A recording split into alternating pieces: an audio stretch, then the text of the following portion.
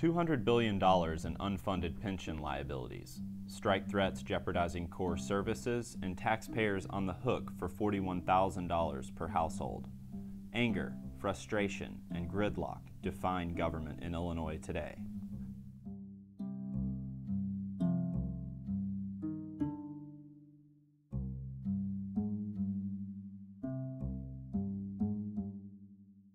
We're facing incredibly difficult problems here in Illinois, and the question is whether or not we can actually solve them.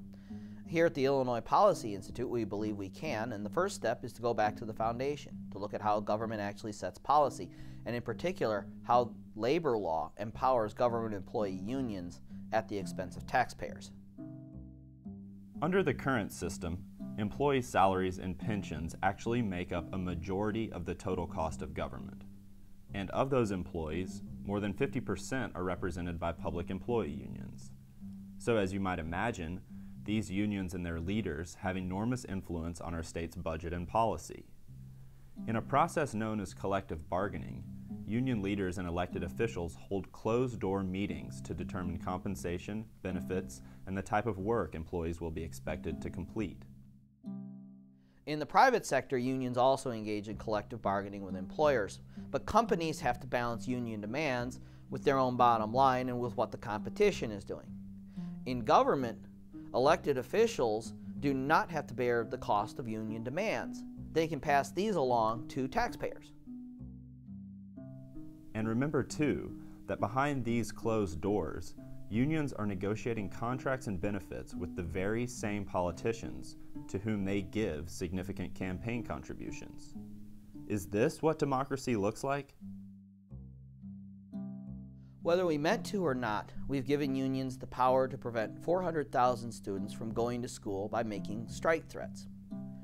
We've prevented teachers and other government employees from receiving merit pay as a reward for exceptional performance.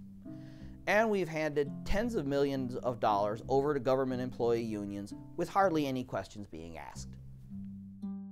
The fact is, public sector unions have very powerful incentives to expand the size of government.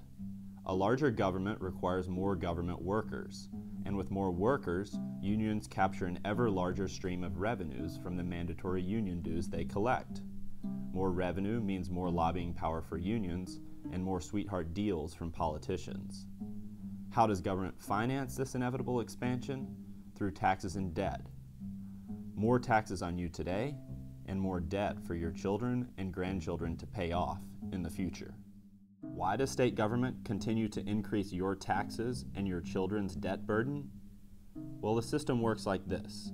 Every year you pay taxes to government in Springfield. Most of these taxes go to pay state employees' salaries and pensions.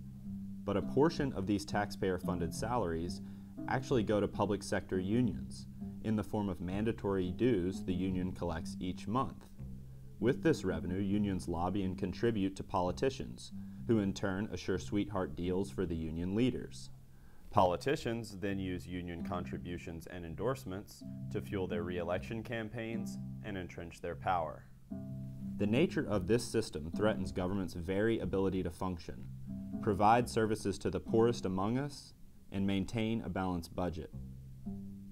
In 1937, President Franklin Roosevelt, an advocate of unionization in the private sector, warned that collective bargaining cannot be transplanted into the public service. The results, he said, would be unthinkable and intolerable. FDR's fears are today's reality. It's time to reform Illinois labor law now.